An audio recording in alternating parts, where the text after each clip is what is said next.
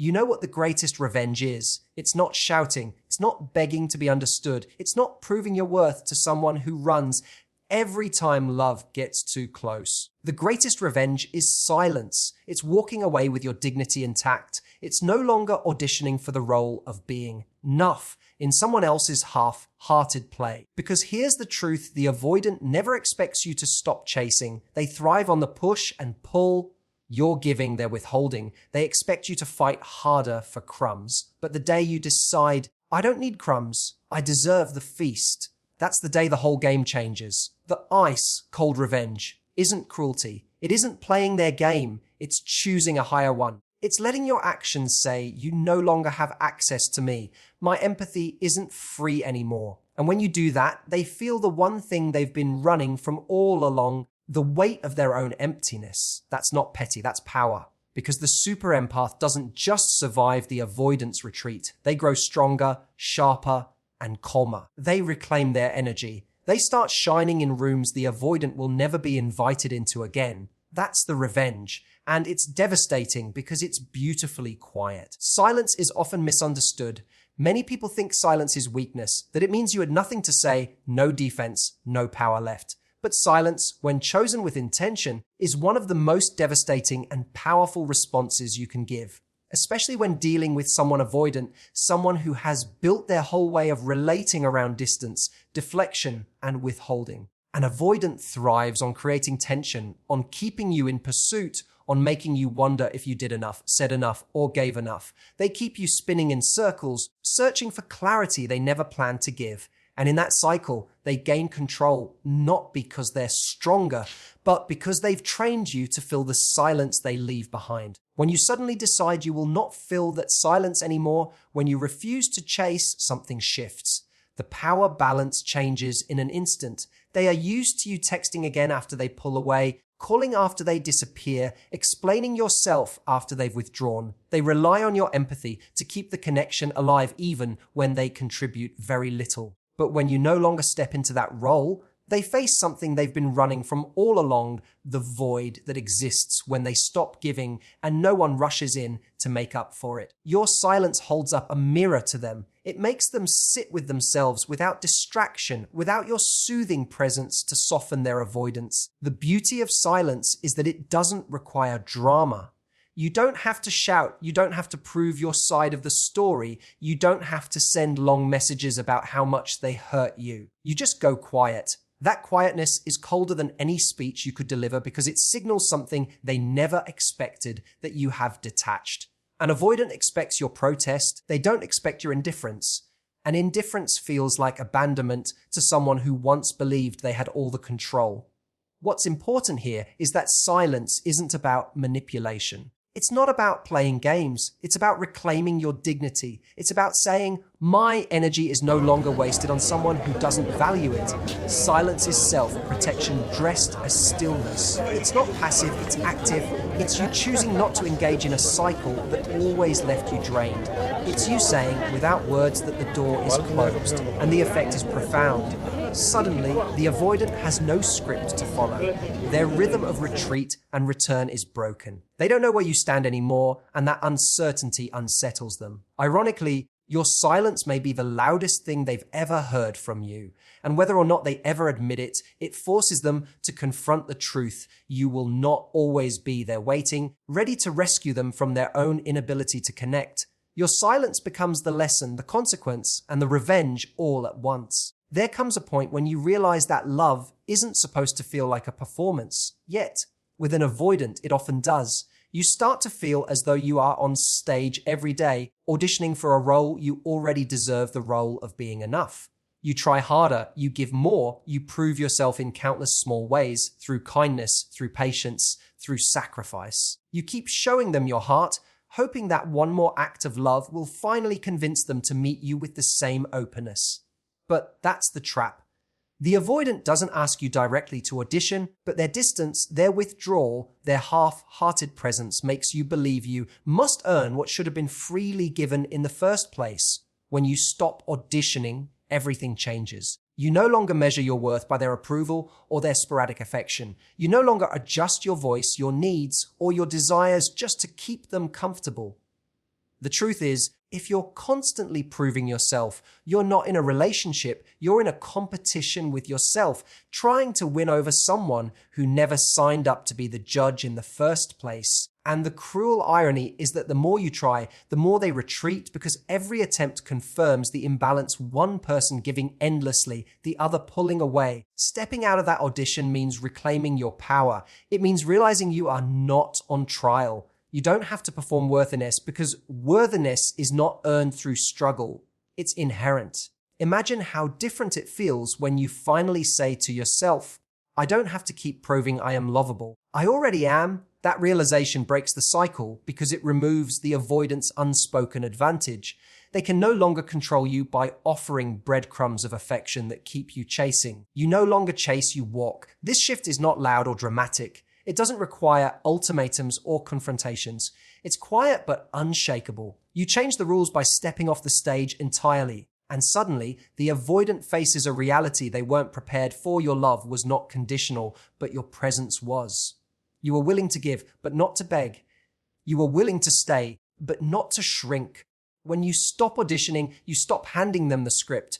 You start writing your own.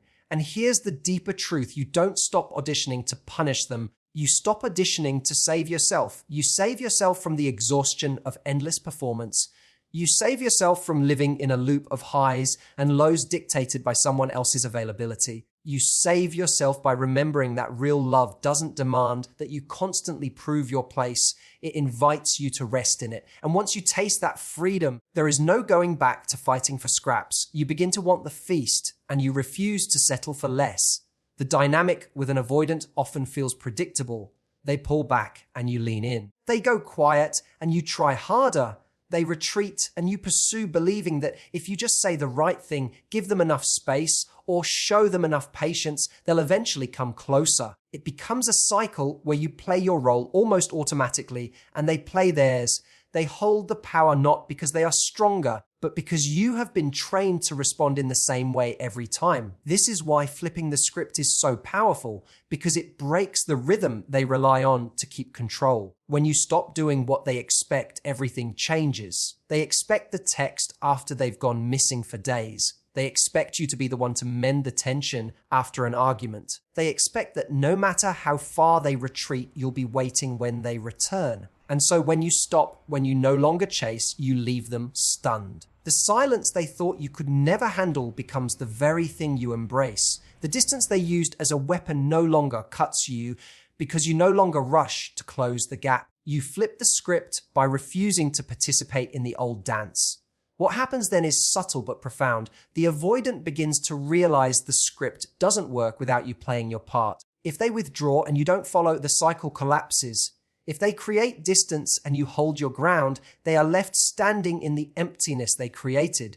This unsettles them, not because they suddenly transform into someone secure overnight, but because their usual pattern no longer guarantees the outcome they want. You are no longer predictable, and unpredictability is powerful because it forces them to confront the truth. They cannot rely on your pursuit to validate their avoidance. Flipping the script is not about manipulation. It's not about withholding just to provoke a reaction. It's about breaking free of the pattern that has kept you small, anxious, and constantly proving yourself. It's about taking back your agency by making a choice they did not expect. The choice to value yourself enough not to chase. That choice communicates more than words ever could. It says, I will not continue a game that always ends with me losing pieces of myself. And the irony is that your refusal to play doesn't just free you, it disorients them. They have to face the silence, the distance, the uncertainty that they once controlled. They feel what it's like to stand alone without the safety net of your pursuit. In that moment, they see something they didn't anticipate, your strength. Not the strength of fighting harder for them, but the strength of walking away from what diminishes you. That's the true reversal.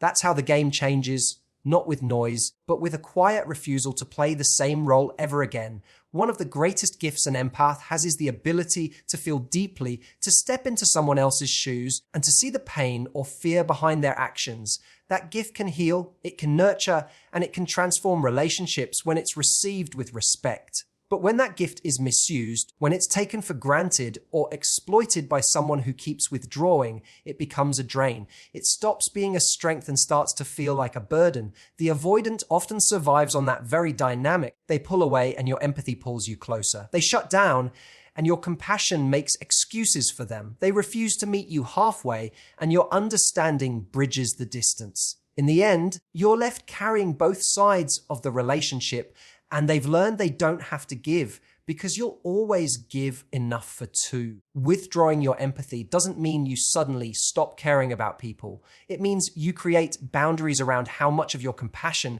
can be accessed without reciprocity. It's deciding that your emotional labor is valuable and that not everyone gets a free pass to consume it endlessly. When you stop rushing to soothe their discomfort, when you stop excusing their absence with "they're just scared" or "they don't know better," you put the responsibility back where it belongs, on them. They either learn to face their own avoidance or they lose access to the safety your empathy once provided. This withdrawal is not harshness, it's clarity. It's knowing that empathy without boundaries is self-destruction. Because every time you cushion their silence with understanding, you reinforce the cycle. Every time you forgive their withdrawal without accountability, you teach them that there are no consequences for hurting you.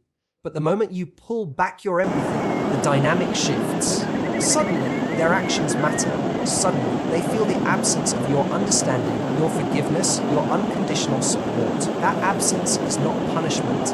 It's the natural result of you reclaiming your emotional resources. The avoidant rarely expects this shift. They have grown accustomed to your endless well of compassion. They expect that no matter what they do, you'll find a way to empathize with them, to explain away their behavior, to justify their coldness. When you no longer do that, when you stop softening their choices with empathy, they experience something foreign: accountability. They are forced to stand in the discomfort they usually escape from, and that discomfort becomes their mirror. By withdrawing your empathy, you teach the most powerful lesson without ever needing to lecture. You show that love and compassion are not infinite supplies to be taken without thought. You demonstrate that you value yourself enough to protect your own emotional energy. And that quiet withdrawal becomes the coldest revenge, not because it is cruel, but because it is just. It reveals the truth they never expected: to face your empathy is a privilege, not a guarantee. And once it is no longer freely available, they begin to understand the depth of what they have lost. There is a moment after walking away from an avoidant when everything feels strangely quiet. The chaos of chasing, questioning, and waiting is gone, and for a while that silence feels uncomfortable.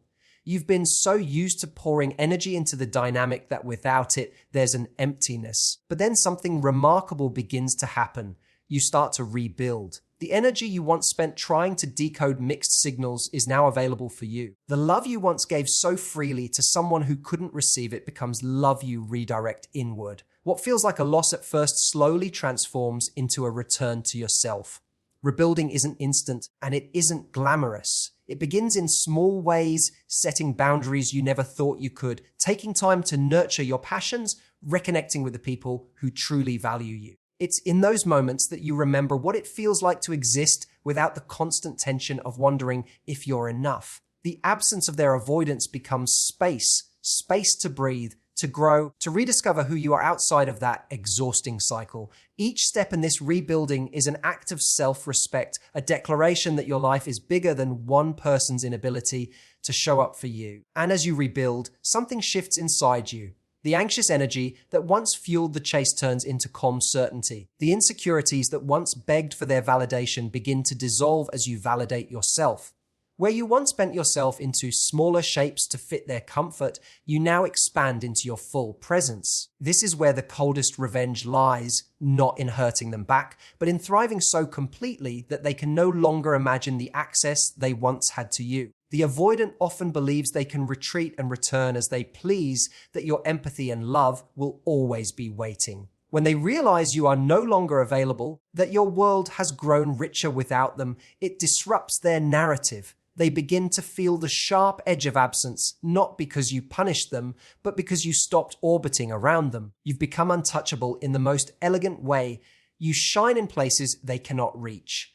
And the beauty of this revenge is that it isn't loud. It doesn't announce itself. It's in the way you carry yourself differently, the way your laughter sounds freer, the way your eyes no longer search for answers in someone else's silence. It's in the opportunities that open because you're no longer weighed down. It's in the glow that comes when you're finally aligned with your own worth. That glow is unmistakable. It's not for them, it's for you.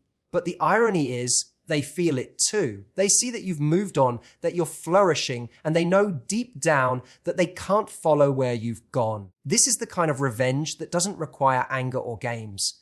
It's simply living so fully, so brightly, that the memory of their absence only highlights how much better you became without them. It is devastating precisely because it's undeniable. You didn't just survive, you turned the ending into a beginning, and that's something the avoidant never saw coming. When all is said and done, the real victory isn't in making the avoidant regret losing you. It's in realizing you never truly lost yourself. Every time you chose silence over begging, every time you stopped auditioning for love, every time you flipped the script and refused to play their game, you are writing a new story. A story where your empathy has boundaries, where your love is honored, and where your life shines brighter than any rejection could ever dim. Revenge was never really about them. It was about reclaiming you. It was about turning pain into power, wounds into wisdom, and heartbreak into freedom. And the coldest revenge of all, thriving so fully that their absence doesn't even echo anymore. So remember this, the super empath's greatest weapon is not anger, not bitterness, not retaliation. It is the quiet, unshakable decision to rise higher, live freer, and love deeper than before. That is the ice-cold revenge the avoidant never saw coming. Thank you for listening, thank you for your presence, and thank you for choosing your own worth today. Keep standing tall, keep shining bright, and never forget, you are already enough.